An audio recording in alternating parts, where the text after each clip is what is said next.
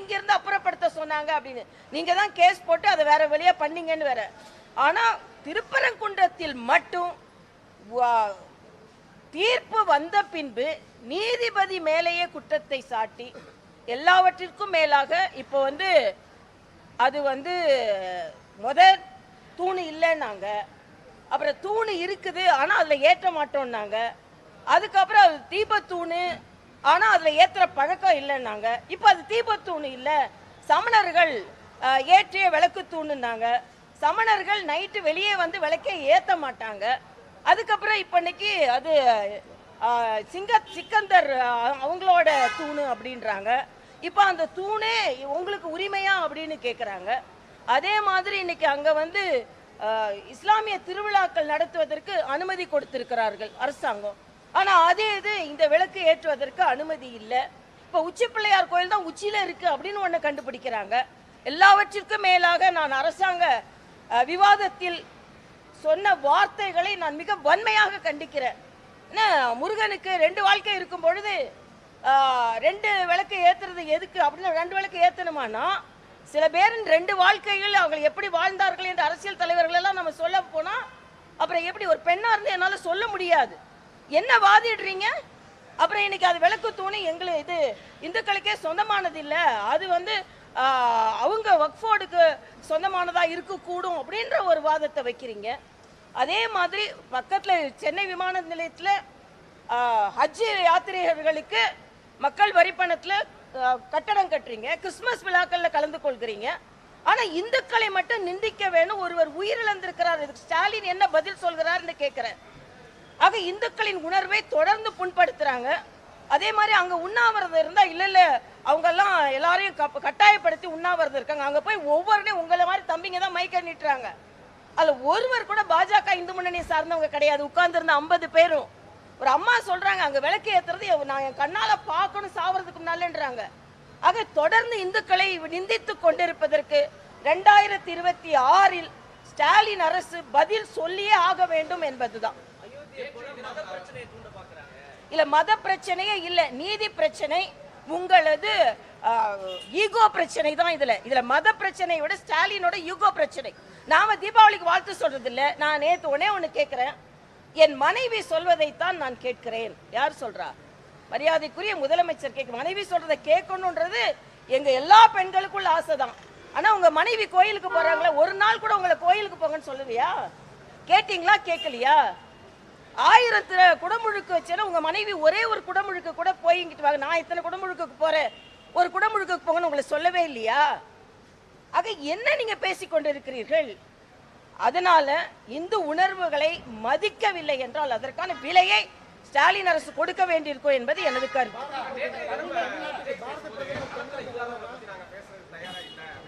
யாரும் சொல்றான்னு தெரியல, அவரை சொல்றாரு என்னமோ.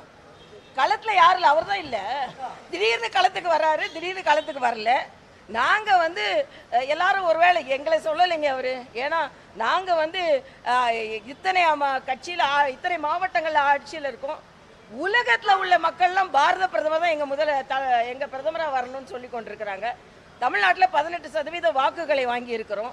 நாங்க தேர்தலில் நின்று கொண்டு இருக்கிறோம். அப்புறம் களத்துல இல்லாததுன்னா அவர் தான் சொல்றாரோ என்னமோ. இன்னொன்று மஞ்சள் நகரம் என்று நான் இதை அதெல்லாம் சொன்னேன், விளையாட்டா சொன்னேன், என்று கண்டுபிடிச்சிட்டாரு. அது கருப்பு பெரியார் மஞ்சள் நகரம்னு.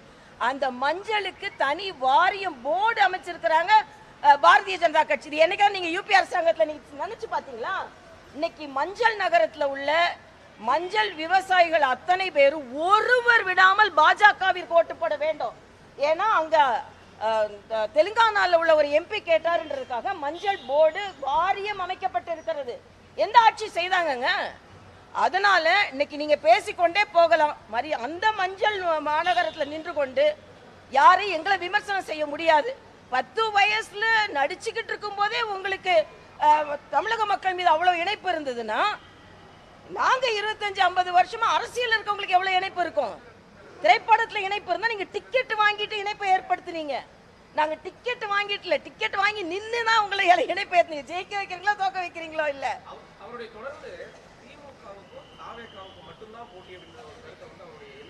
அதாவது அவரோட திமுக எதிர்ப்பை நான் வரவேற்கிறேன். நிச்சயமா திமுக எதிர்க்கப்பட வேண்டிய கட்சி. ஆனா திமுகவிற்கும் தாவேக்காவிற்கும் எதை வைத்து சொல்கிறார்னு சொல்றேன்.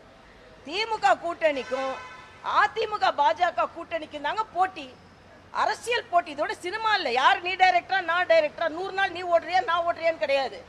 ஆக 10 வயசுல இருந்து சினிமாவில் நடிக்கிற உங்களுக்கே இணைப்பு இருக்கும் பொழுது தொடர்ந்து அரசியல் களத்தில் இருக்கிறவங்களுக்கு எவ்வளவு இணைப்பு இருக்கும், மக்களோட இணைப்பு இருக்கும். அதனால இன்னைக்கு பேசுறது எல்லாமே மத்திய பாரதிய ஜனதா கட்சி மக்களுக்கு செய்து கொண்டிருக்கிறது. அதாவது பெயர் மாற்றம் 2005 ஏற்படுத்தினது, பெயரே 2009 தான் வச்சாங்க. அப்ப வைக்கும் போது உங்களுக்கு நினைவில்லை. மறுபடியும் நான் சொல்றேன், சென்னையில ராஜீவ்காந்தி ஏர்போர்ட், தெலுங்கானால ராஜீவ்காந்தி ஏர்போர்ட்.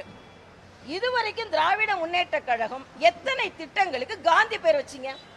இல்ல சென்னை இவர் திருச்சி சிவா போய் சொல்றாரு கஸ்தூரிபா காந்தி ஹாஸ்பிட்டலுக்கு பேர் வச்சாங்களா? யார் வச்சா?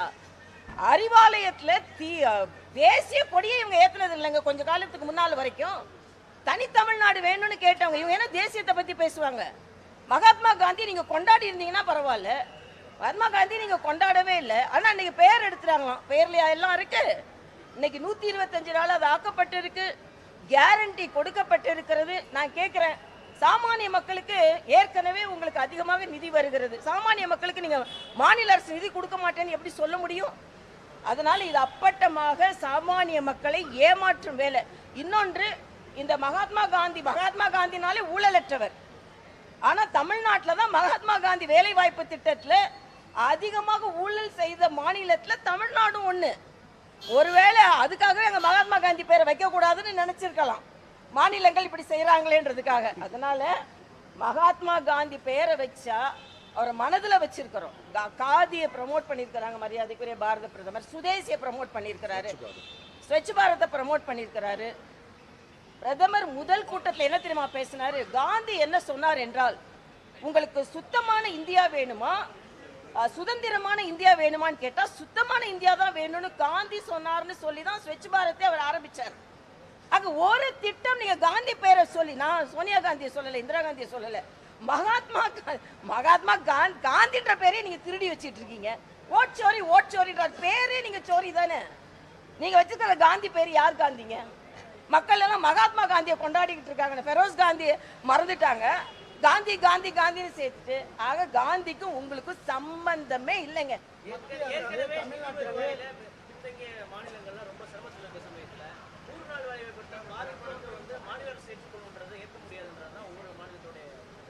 அதாவது மத்திய அரசு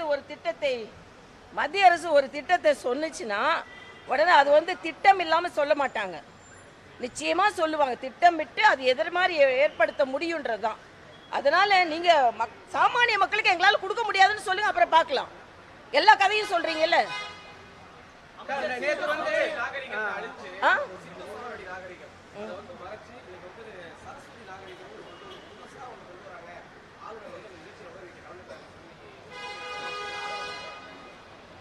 யாரும் அர்ப்பணம் பண்றா? முற்போக்கு இயக்கங்கள் முத பேரையே மாத்த சொல்லுங்க. அவங்க பிற்போக்கு இயக்கங்கள். என்ன முற்போக்கு இயக்கங்கள்? முன்னால இருக்கிற அரசியல் சரித்திரத்தை மறைக்கிறது முற்போக்கு இயக்கமா? நீங்க பேர் வச்சுக்கிட்டா போதுமா?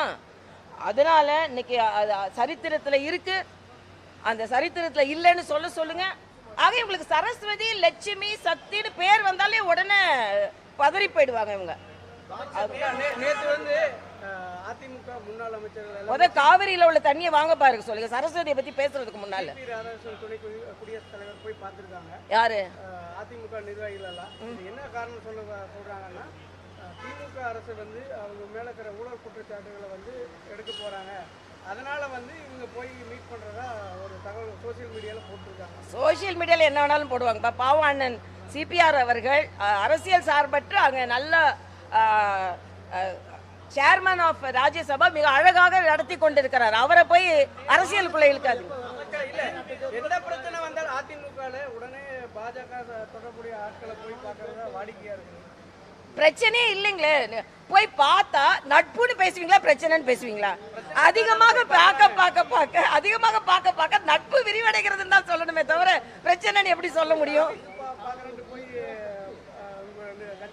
யாரு அலுவலகத்தை பார்க்க போறேன்னு சொல்லிட்டு உங்க கட்சி போற யாரு பார்த்தா அப்படி இல்ல அது நான் அதாவது போறதுக்கு ஒன்ன சொல்லிட்டு தான் போகணும், லைனா போட்டுட்டா போகணும். போற வெளில பாக்குறாங்க, நட்பு ரீதியா பாக்குறாங்கப்பா.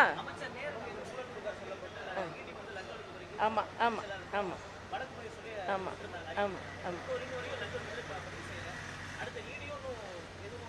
இல்ல அவங்க மாட்டினதுதான், அதுக்குன்னு ப்ரொசீஜர் நடந்துகிட்டு இருக்கு, அவ்வளவுதான். இவங்க நினைச்சிட்டு இருக்காங்க ஒருவேளை நம்மளை விட்டுருவாங்க. யாரையும் விட போறது இல்லை. யாரெல்லாம் ஊழல் செஞ்சாங்களோ எல்லாரும் உள்ளதான் போறாங்க. ஏறக்குறைய மந்திரி சபை கூட்டத்தையே திமுக சிறைக்குள்ளதான் நடத்த வேண்டியிருக்கும். 13 அமைச்சர் மேல ஊழல் குற்றச்சாட்டு இருந்ததுன்னா மந்திரி சபை கூட்டத்தை சிறைக்குள்ளதானே நடத்தணும், வெளியா நடத்த முடியும்? தேர்தல் நேரத்துல இந்த வழக்கெல்லாம் எடுக்கிறாங்க. தேர்தல் நேரத்துல இல்ல, இந்த வழக்கு தேர்தல் நேரத்துன்னு இல்லை, எப்போ எடுத்து கொண்டு இருக்கிற வழக்கு தான். அதனால அது வழக்கமா உள்ளதுதான், தேர்தல் நேரத்து வழக்கு இல்லை.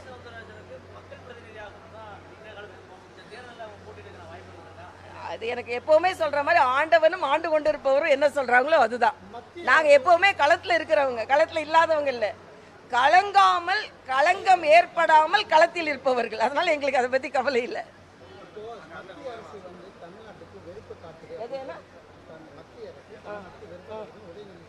இப்ப அந்த உதயநிதிக்கு ஒண்ணு எதுவும் புரியுதா புரியலையான்னு எனக்கு தெரியலப்பா. இப்ப எழுதி கொடுக்கறவங்க இப்ப கொஞ்சம் எதுகை மோனையோட எழுதி கொடுக்கறாங்க, அது வேற விஷயம். உதயநிதிக்கு நான் கேட்கிறேன், 11 லட்சம் கோடி மத்திய அரசுல இருந்து தமிழ்நாட்டுக்கு வந்திருக்குன்னு தெரியுமா தெரியாதா? கோவை விமான நிலையம், சென்னை விமான நிலையம், திருச்சி விமான நிலையம், தூத்துக்குடி விமான நிலையம் விரிவாக்கம் நடந்துதா இல்லையா? யூபி அரசாங்கத்தில் அவர் பாவம் 20 வயசு 25 வயசுல அவருக்கு தெரிஞ்சுதா தெரியுமா? யூபி அரசாங்கத்தில் எத்தனை விமான நிலையங்கள் விரிவாக்கப்பட்டது, எத்தனை துறைமுகங்கள் விரிவாக்கப்பட்டது, எத்தனை சாலைகள் விரிவாக்கப்பட்டது, வந்தே பாரத் ட்ரெயின் எத்தனை விட்டாங்க? நீங்க யூபி, எனக்கு நேற்று கூட எனக்கு ஒன்று ஆச்சரியம். நான் ஹிந்திக்கு நாங்களும் ஆதரவு கிடையாது. நான் என்ன போட்டு ஹிந்தி இசைன்னு என்ன வேணா எழுதிருப்போம். என் உயிர்லையும் இருக்கு, பெயர்லையும் இருக்கு தமிழ். உங்களை மாதிரி இல்லை. நேற்று கனிமொழின்றவங்க ஆராம்சே அப்படின்றாங்க, பேசிக்கிட்டே இருந்தவங்க தமிழ்ல இந்திய தொலைக்காட்சியில். அப்ப திமுக காரங்க எல்லாருமே ரகசியமா ஹிந்தி படிக்கிறாங்க. எப்படி ரகசியமா சாமி கும்பிடுறாங்களோ அதே மாதிரி ரகசியமா ஹிந்தியும் பேசுறாங்க, ஹிந்தியும் படிக்கிறாங்க. நாங்க அப்படி கிடையாது. தெரிஞ்சா சொல்ல போறோம், தெரியலன்னா நான் சொல்ல போறேன். ஆக இன்னைக்கு எல்லாத்தையும் எங்களை பார்த்து நீங்க குத்தி குத்தி குத்தி நீங்க திணிக்கிறீங்கன்னு சொல்றீங்க. ஆனா நான் மறுபடியும் சொல்றேன், இன்னைக்கு காலகட்டத்தில் பாரதிய ஜனதா கட்சி தான், மரியாதைக்குரிய பாரத பிரதமர் தான் காசி தமிழ் சங்கம் பேசினாரு, திருக்குறளை பேசுறாரு, பாரதிய பாராளுமன்றத்தில் பேசுறாரு, வ.உ. சிதம்பரத்தை பாராளுமன்றத்தில் பேசுறாரு. நீங்க சொல்றீங்களே இந்தி வார்த்தை, எனக்கு உங்க வார்த்தை பாராளுமன்ற நம்ம சபாநாயகரை பத்தி திமுக பாராளுமன்ற உறுப்பினர் சொல்றாரு, எங்க பேரு உங்க வாயில எப்படி நுழையலையோ அதே மாதிரி திட்டத்தோட ஹிந்தி பேரு எங்களுக்கு நுழையல. 20 வருஷமா என்னங்க செஞ்சிட்டு இருந்தீங்க? 20 வருஷமா ஹிந்தி பேரை மாத்திருக்க வேண்டியது தானே, ஏன் மாத்தல? ஸ்டாலின் அப்ப என்ன தூங்க போயிட்டாரா? அம்னீசியா வந்ததா? நான் கேட்கிறேன், 20 வருஷமா மத்தியில் ஆட்சியில் இருக்கும்போது ஏன் இதெல்லாம் மாற்றல? மாத்திருக்க வேண்டியது தானே. நான் புதுச்சேரியில் இருக்கும்போது எல்லாத்துக்கும் தமிழ் பேர் வச்சேங்க, தமிழ் பேர் வைப்போம். அதனால இன்னைக்கு எல்லாத்தையும் பாரதிய ஜனதா கட்சியை குத்திட்டு இருக்க முடியாது. பாரத பிரதமர் சிறப்பாக செயலாற்றி கொண்டிருக்கிறார். தமிழ்நாட்டில் அது எதிரொலிக்கும். நிச்சயமா 2026 தேசிய ஜனநாயக கூட்டணி வெற்றி பெறும்.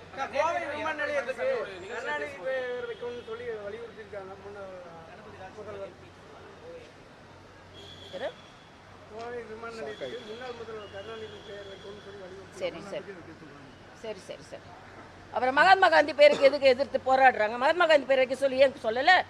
அப்புறம் வேலை வாய்ப்பு திட்டத்துக்கு ஏன் சொன்னீங்க? கருணாநிதி பேர் எல்லாத்துலயும் தான் வச்சாச்சு, பாடத்தில் வச்சாச்சு, அரிசிக்கு வச்சாச்சு, லைப்ரரிக்கு வச்சாச்சு, பஸ் ஸ்டாண்டுக்கு வச்சாச்சு, சைக்கிள் ஸ்டாண்டுக்கு வச்சாச்சு, எல்லா ஸ்டாண்டுக்கும் வச்சாச்சு. அதுக்கப்புறம் என்ன திருப்பி? அல்ல அவர் மாத்திரம் தான் முதலமைச்சராக இருந்தாரா? அவர் பேர் வைக்கணும்னா அப்புறம் காமராஜர்ல ஆரம்பிச்சு, பக்தவச்சலத்துலேருந்து ஆரம்பிச்சு, புரட்சி தலைவர் எம்ஜிஆர்லேருந்து ஆரம்பிச்சு, புரட்சி தலைவி வரைக்கும் எல்லார் பேரையும் தான் கேட்கணும். சுதந்திர போராட்ட வீரர் இது. இந்த அரசாங்கத்தில் நான் எதுவுமே எதிர்பார்க்க முடியாது. ஏன்னா அன்பழகன் பேரை பாலத்தில் வச்சாங்க, அதுக்கு எதிர்ப்பு தெரிவித்த உடனே இங்கே வேலுநாச்சியார் பேரை வச்சாச்சு.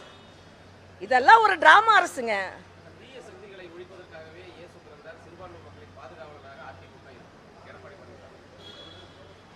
சொன்னது கரெக்ட் தானே. தீய சக்தி திமுகன்றதுல எந்த மாற்று கருத்தும் இல்லை.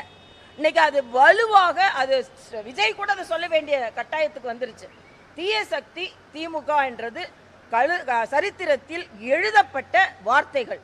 அதனால நாங்க ஒன்றும் எந்த சிறுபான்மையினருக்கு எதிராக இல்லை. கூட்டணி கட்சி தலைவர் சிறுபான்மை நிகழ்ச்சிக்கு போறதுக்கு நாங்க ஒன்றும் எதிரி கிடையாது. நாங்களே நடத்துறோமே. ஏதோ ஜான்சன் இவர் நடத்துறாரு, நான் போறேன். ஜான்சன் எங்க கிட்ட இருக்கிறாரு. என்ன நான்சென்ஸ் நீங்க பேசுறீங்க, அவ்வளவுதான் நான் சொல்றேன்.